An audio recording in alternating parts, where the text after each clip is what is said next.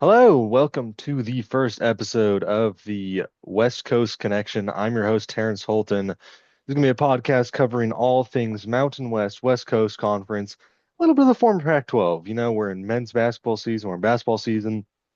We're going to talk a little football, we're going to talk all sorts of that good stuff. But we're really going to mostly focus on the Mountain West, the West Coast Conference. When we get closer to March Madness, we're obviously going to talk about that. But this is going to be fun. It's going to be once a week, I think.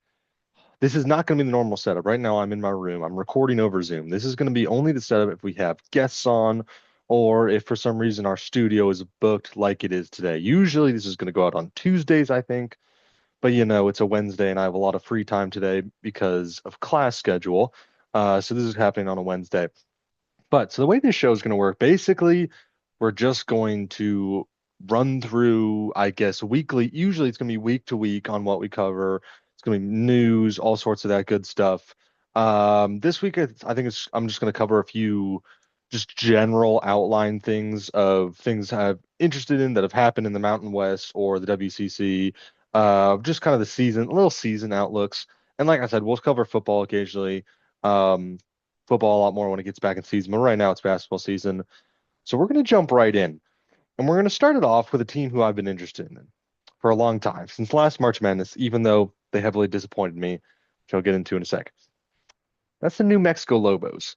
Richard Pitino's team is interesting. You see, because it's a team that gives up a lot of points, but they score a ton too. They like to get shots up, they like to shoot a lot, and they score fast, they rebound well. They do all the things well that you think is right of a stereotypical championship level team. They cannot defend, which is a pretty big issue and something that when it comes to March Madness, you really kind of need. So, I mean, just kind of taking a look at them, they're led by Donovan Dent. I think I'm going to get into him in a second. Arguably the most underrated player in the country. We're really being serious. Donovan Dent is he's not a stereotypical point guard nowadays because point guards nowadays, you do want to run and gun threes. He's your prototypical 90s point guard. I think this guy would dominate in the 90s. Um, like I said, I'm going to get into him in a second. Never mind. I'm getting carried away already. I'm going to get into him in a sec. This guy would dominate in the 90s, but New Mexico, they burned me last year. I was a big Mountain West guy last year in the NCAA tournament. I want to say two teams advanced. It was San Diego State and Utah State. Pretty sure I picked every single Mountain West team to advance out of the eight that made. I'm forgetting the exact ones. I had New Mexico in my Sweet 16. They lost by 30 plus to Clemson in the very first round. I had Colorado State over Tennessee, dominated by Tennessee. Was it Texas? Yeah, they didn't even make it out of the first round. Um, hey, I want to say they put up like 16 points in the first half, some abysmal. Um, but I really, yeah, the Mountain West is inconsistent, but I think this year is interesting because there's a bit of a power vacuum in the Mountain West, and we're going to get into the WC, all sorts of that stuff, because SDSU, San Diego State, is not as dominant as usual. So it really has left the door open for a team like New Mexico and Boise State to really take a hold of what the conference is. So, okay, I'm going to go back to New Mexico. This is all over the place. First episode, we're testing things out. Going back to New Mexico, Donovan Dent, most underrated player in the country. I'm just going to say that. This guy averages 20 and 7. He averages 20.7 assists. Like I said, he's not your stereotypical point guard who wants to run and gun threes. In fact, he really doesn't shoot threes whatsoever. He shoots maybe one a game, and I find it's an interesting. Like I said, I think he destroy in the 90s before the three-point shot really evolved, I guess you could say. Um, I think he's the most underrated player in the country. The fact that he wasn't named on the preseason Bob Cousy Award watch list is a travesty. He has slowly developed every single year, and now he is just this true great point guard. He was playing alongside Jalen House, another good point guard for the Lobos, and now he's by himself, and he's really showing what he can do, averaging 20 and 7. Like I said, he's a great passer, great scorer. He's going to give you a bucket under the rim, mid range, all sorts of that stuff. Like I said, not a three. He really only takes about one three a game, maybe. And he shoots about, it's 38% from three. So he doesn't want to shoot the three. He doesn't want to take that. He wants to take it to the basket. He wants to feed his teammates. He wants to feed Nelly Jr. Joseph. He wants to feed those guys under the rim. And I think, like I mentioned a million times, 90s style of basketball. It would do great. But this guy's kind of been on my radar for a while. If you don't know about Donovan Dent, he was the teammate of Sixers. He's hurt this year now. He tore, forget what, but Jared McCain, who would have been Rookie of the Year had he stayed healthy early in the season. He was a teammate of him at Corona Centennial High School. He was the class of 2022. He's a three-star recruit coming out of high school. He was a Max Preps, which is a high school recruiting base, tracking, whatever, second team All-American. He was one of the best players in California. He was one of the best players in the country. His size and, like I've mentioned, his scoring is what makes him it was what made him a three-star recruit, is what made him go under the radar of a lot of guys.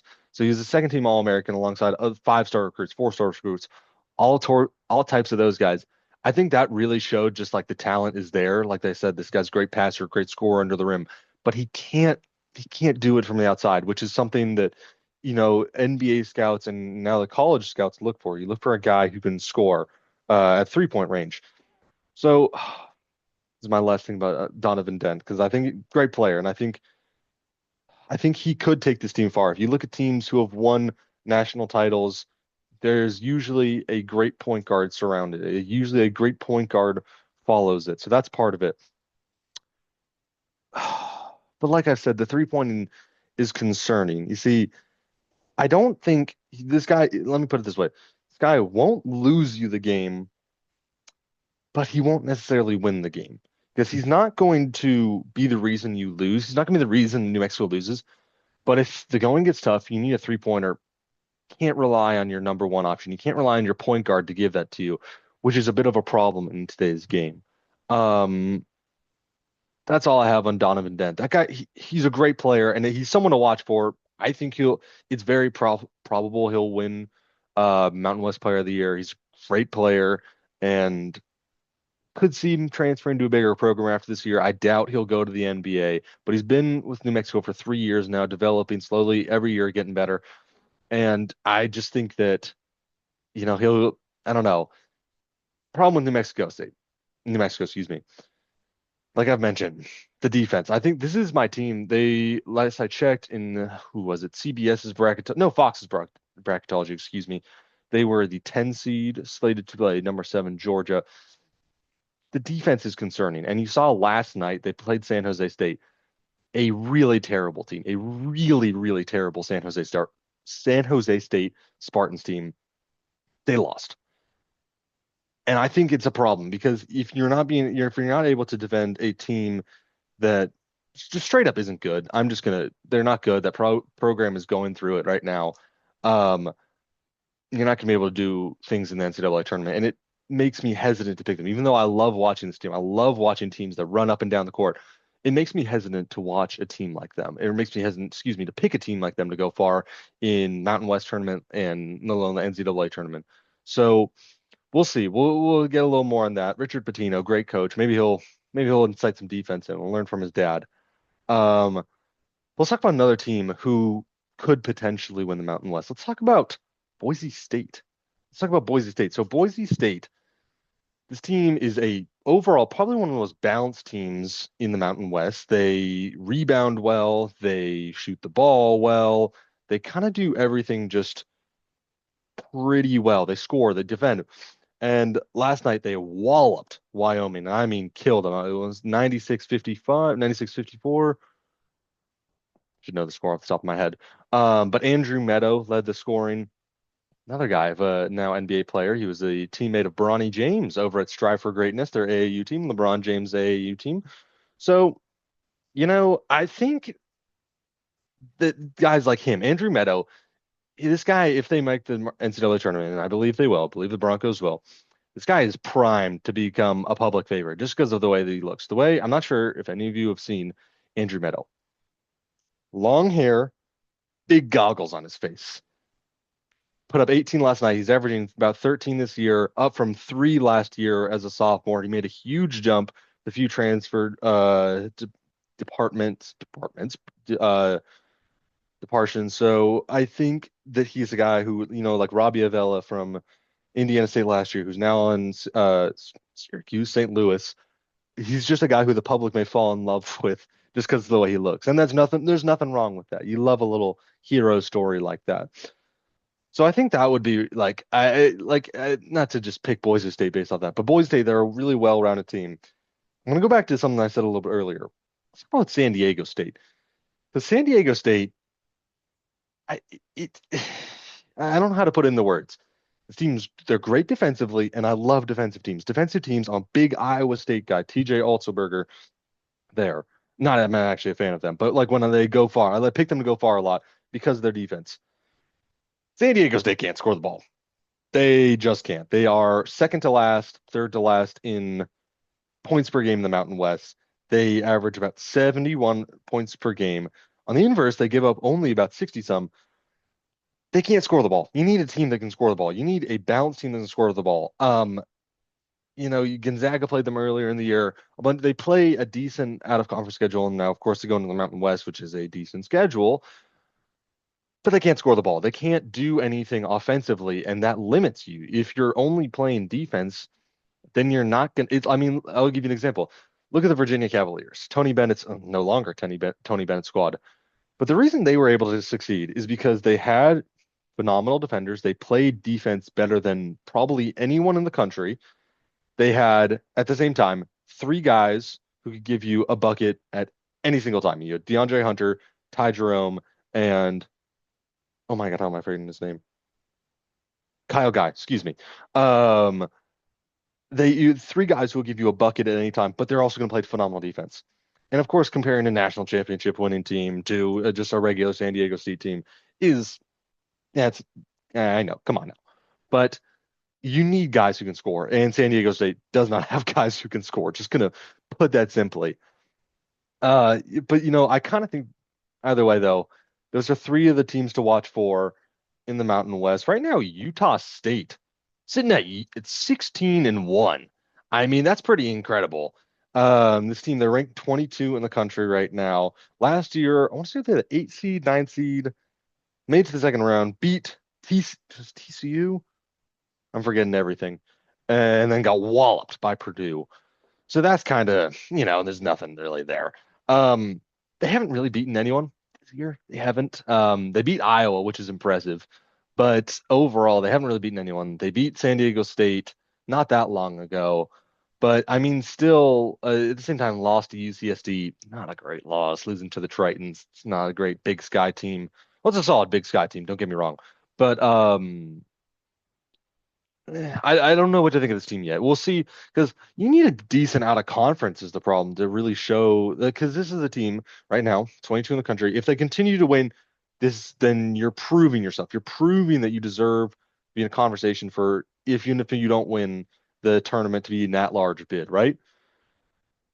But at the same time, you got to win games out of conference. And of course, winning Iowa, that's no small feat.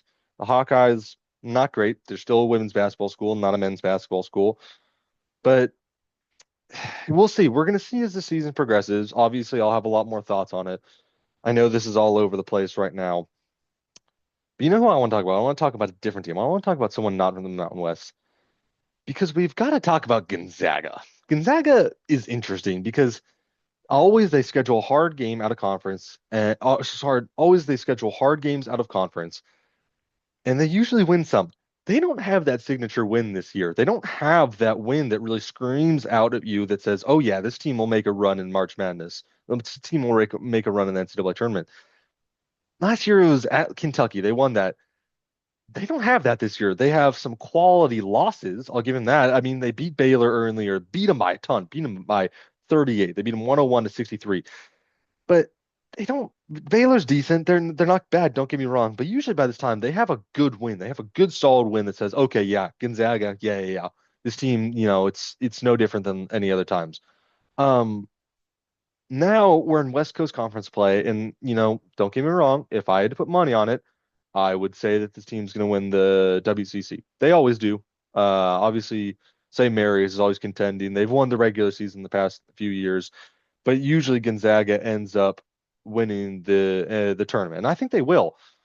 But this team doesn't. It's pretty much the same team from last year's team that went to the Sweet 16, beat a decent Kansas team, beat McNeese State. Well, let me say, excuse me. Kansas wasn't that good when they beat them.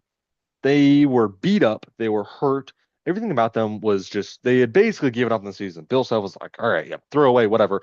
We don't have any of our guys. They beat McNeese State, which I mean, Will Wade's team was decent. They looked like they could make an upset, beat them by 20. And then go play Purdue in the Sweet 16, get walloped, and they got destroyed by them. So they returned basically the entire team. You return guys like Ryan Nemhard, Graham Ike, all those good guys. Brendan Gregg, of course, Nolan Hickman, but they don't have that one true scorer. Ike's averaging 17. They have a bunch of guys who will give you 10. A bunch of guys who will give you a 10, 11, which is good. You need depth like that. You need that bona fide scorer. That guy, when the going gets tough, he's going to give you a bucket. Like I said with Donovan Dent.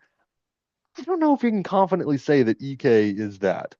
Maybe it's just me. I like it. I like game on the line. I like the ball in the hand of my point guard to get me a bucket. And that's no knock against Ryan Nemhard because he averages nearly 10 assists a game on 11 points. He's a phenomenal passer. But I want him to get a bucket. And maybe I'm just talking wrong, but I like a point guard who will give you a three, who will give you that momentum play, who will give you the lead. And but even looking back past Gonzaga years, they had Drew Timme, they had Jalen Suggs, you have Chet Holmgren, you have Julian Strother, you have Corey Kispert. You have all these guys who can give you buckets when you need them. And I guess you have that now, but not really. I mean, you have no one who particularly shoots the ball from three that well. EK is a decent shooter, so is Nolan Hickman, but no one else really can give you a three when you need it. And you're gonna need threes to win in modern college basketball. You just have to. So I'm not saying I'm out on Gonzaga. I'm just saying that this team has so much more to prove than in past years because, like I said, you had quality losses. You got UConn, you got UCLA, you got Kentucky, you got all those teams, but you don't got to win. They don't have a win. And that's, I think, the difference between this year's team and last year's, and not last year's, but even years prior, because they're not proven that they can hang. Because you're gonna have to face these teams if you want to win a national title. This team's not going to win a national title. I'm going to make that very clear. But you got to prove that you can actually contend with these teams. And they had some close losses. They really did. Doesn't mean you're going to do anything. I mean, look at you. I'm going to change to college football. Look at college football. You have the SEC, a bunch of these teams whining that they should have made it because they had a bunch of close losses teams. Like look at South Carolina. They had three quality losses, three really good losses. I'll give them credit for that, but only like one, two real wins. And so that you don't make the college football playoff. Then comes bowl season, and look at South Carolina. They lose, they get out muscled, they just get out physicaled by a not middle of the pack. I'll say top four, maybe top four, Big Ten team in Illinois. So it's my tangent of how you need to show that you actually can win games. Can Gonzaga do that? I'm not 100% sure. Um, Now let's talk about some other WCC teams. So St. Mary's, they are in a funny place. Obviously, you lose Aiden Mahaney to UConn, you lose some of your guys. It's still a decent team. It's still, I mean, this is not okay. I'm gonna make this very clear. So I'm USC student, hands up. St. Mary's beat USC. They destroyed them. They beat them 72-36, if my memory serves right. That's a not bad team. A team who could make some waves in the Big Ten. Maybe not, probably not. But St. Mary's, I'm a little bit more. I mean, if you look at their schedule, they're dominating the WCC. Usually Gonzaga does. They kind of are. But St. Mary's is killing. I mean, I'm going to read off their last few opponents. They beat University of San Diego 103-56. Now, taking in mind, these aren't great teams. Let me make that very clear. They beat Loyola Marymount 81-56, Portland 81-58, Pepperdine 71-41. I mean, and then their only loss recently is to number 22 Utah State of the Mountain West. And then going back two games before that, losing to Boise State. So two Mountain West losses. You know, this team, they're interesting. It's pretty much feels like St. Mary's feels like the same team every year. I mean, I'll probably have my friend Casey Caslen. He'll probably correct me and tell me that there's so many things different because he's a fan of like every team in the Bay Area, that is. So, he'll probably tell me that I'm wrong and that this team is different. I'm not buying it. This feels like the same team as every year. Obviously, we're going to learn more about them as we get into WCC play, but they are destroying people in the West Coast Conference. But let's talk about some of the new guys. Let's talk about your Oregon States, your Washington States of they are the only new guys, but they are basically on like a 1, 2 year loan for the West Coast Conference, which is kind of interesting. Let's talk about Wazoo first. So this is a decent team. I mean, you got six guys, excuse me, in double figures, all averaging 12 plus. Um, they still lost basically everyone after last year's. They had a good team last year. I want to make that very clear. They had a good team. You had TJ Bomba, you had all those guys. You had, oh my gosh, I'm forgetting his name. Plays for the Sixers. Never mind. Um, they were a good team, nearly upset number 2 seed Iowa State, who's a great team. Um, Lost basically all of that, obviously, which makes sense. It was the last year of the Pac-12, all that sad stuff. Now you come into the WCC, and I do feel like they should at least contend with Gonzaga. That's just my general opinion because you look at them, they have a few decent wins. They have wins over two Mountain West teams in Boise State and Nevada. Nevada's not great, but Boise State I've been hyping up a lot, and I think they're pretty decent. Um, and then you got losses to Iowa and Washington. Iowa's not a great team. Washington's an even worse team. So that's not great. At the same time, rivalry game, anything can happen, anything can happen. But I don't know what to think of this team because we'll see. Obviously, this is like I said, this is a first episode. We're getting things started, learning more as the season goes on. Their last game at Gonzaga lost 85, excuse me, lost by 13. They lost 75-88. And the game before that, losing to Pacific, this was a bad loss. This is straight up a bad loss. They lost 95-94 in overtime. That was because Lamar Washington of Pacific, the Texas Tech transfer, dropped 40 on him. I mean, it's hard to do when someone scores 40 on him. Fun fact, Lamar Washington scored 40 on me back in high school. The pride of Cleveland High School myself, middle school, excuse me, it was we were in middle school. But he played for McDaniel. Nope, that was Madison back then. He played for Madison High School's middle school team. I played for Cleveland High School's middle school team, and he scored 40 points on me. 44 if I had to be exact. That was yeah, it was I knew I already didn't have a future in basketball. That was the nail in the coffin. So appreciate it, Lamar. Um, but anyways, back to back to Washington State.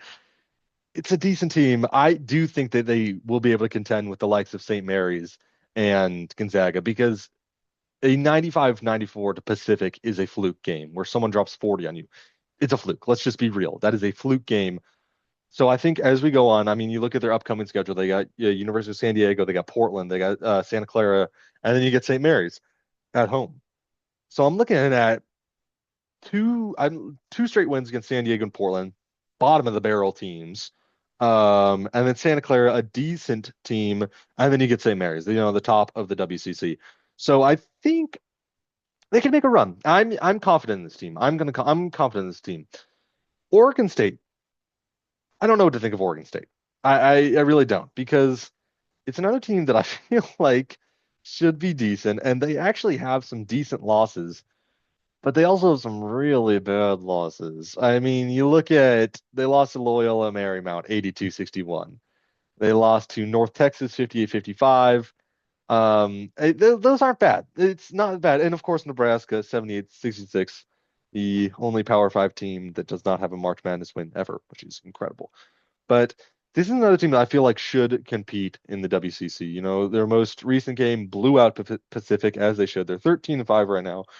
91-55. They should contend. Of course, they barely lost to Oregon earlier in the year. They lost 78-75. And of course, Oregon, that's a top 15 team. I mean, some think, I think, not sure I may agree with, but we'll see.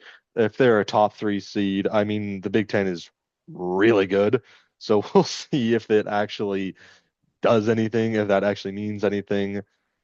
But I mean, Oregon State, they're not bad. They're in no way a bad team. I mean, you look at Michael Rataj averaging 16 a game. He's their leading scorer. We'll see about Oregon State.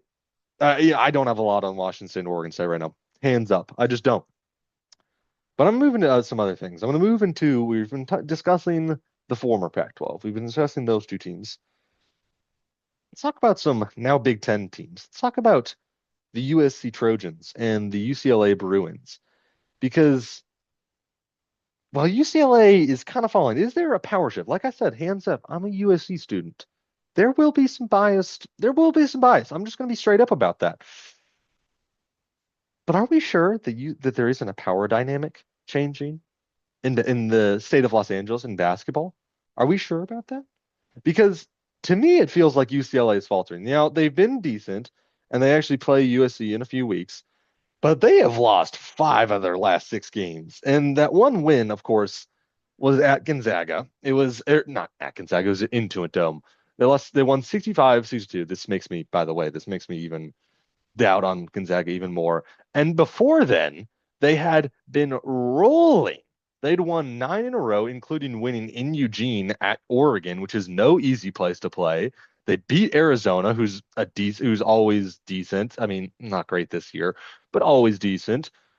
They beat New Mexico, who I've mentioned a bunch. I mean, they should, on paper, be a team. And then barely lose to North Carolina. Not a bad team. Not a good team either. Probably get into them at some other point. Then we get to Big Ten play.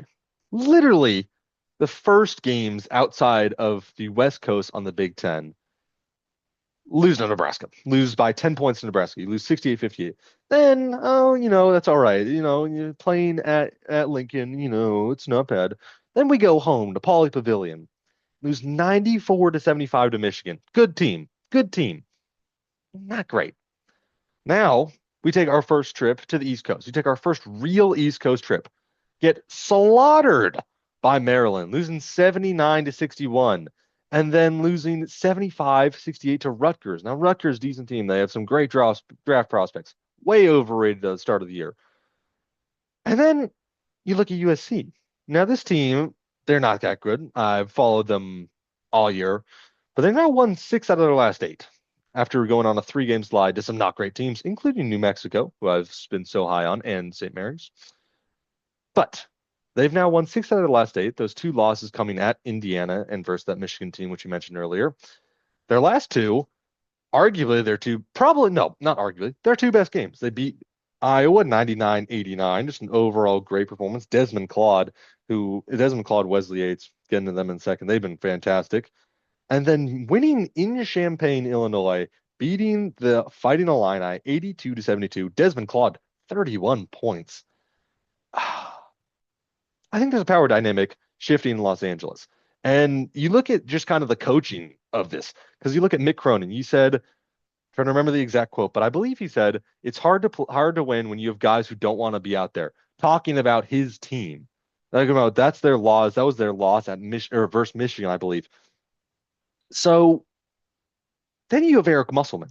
You have the Must Bus. You have a guy who's pretty heavily revered amongst those SEC coaches. Obviously made that Elite Eight run a few years back, beating number one Gonzaga with Arkansas.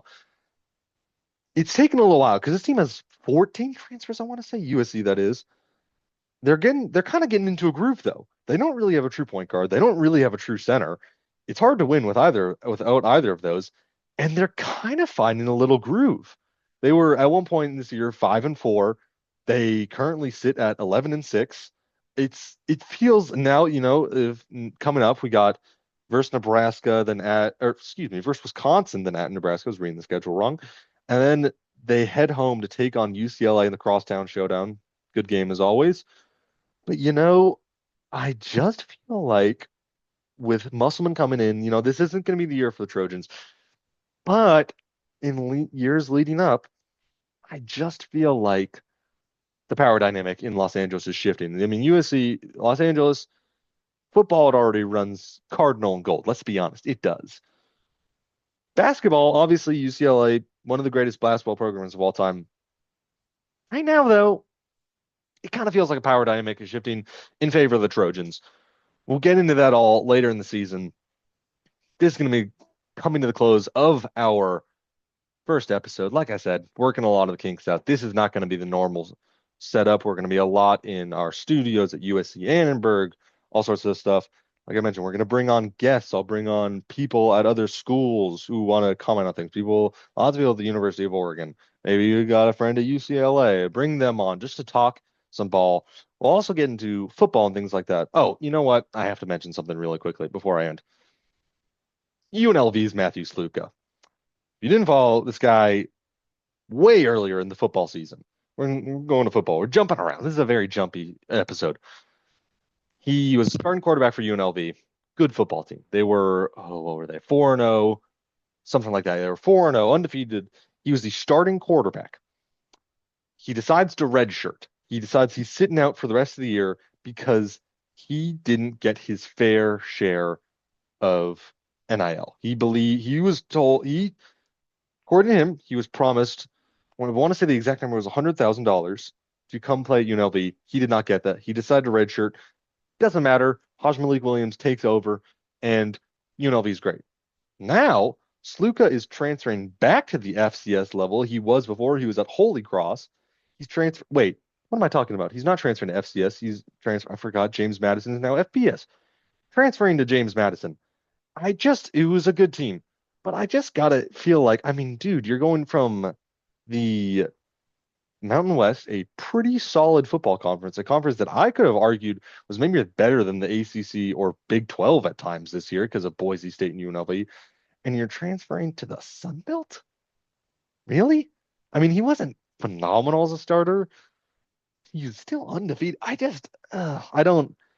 Transfer quarterbacks are some of the stupidest people ever. They either go to the wrong place or they go to a place where they just won't guarantee start. And he'll start. I'll give him credit for that. I assume I don't know the layup of James Madison's roster, so I apologize. But it's weird. I don't know. I don't know. But sorry, tangent. Going back, like I mentioned, this is going to be a football podcast too. When football's in season, talk mostly about that. We're going to do some conference previews. We'll talk about the occasional national thing because I like national news too. Speaking of national news, I would be remiss if I didn't mention the national title game on Monday. Ohio State's going to win. I think everybody knows that. I want to say they're 9.5-point favorites as of right now. I haven't checked the lines in a little while, but they're going to win. I am not sure if they are either going to win close because Ryan Day pulls a Ryan Day, or if they win by 3 touchdowns. And I'm leaning towards the 3 touchdown side because that just feels a lot more likely. But the only way Notre Dame wins is if Ryan Day pulls a Ryan Day, tries to play Notre Dame style football. It's not going to work. Either way, Ohio State is more talented. I wouldn't argue they're a better coach team, but they are more talented at literally every single position. Notre Dame is banged up. There's no way they don't win this game, to be honest. And Ryan Day saves his job. That's how it is. But anyways, back to the podcast. We'll talk about the NFL draft. We'll talk about people like Ashton Genty, Nick Nash, all sorts of those guys when that comes up. But, this is going to be a great time. It's going to be awesome. And thank you for tuning into the first episode. If you're watching this, like I mentioned, this is not the permanent setup. It won't always look like this, but it'll be great. And all right, everybody, have a good one.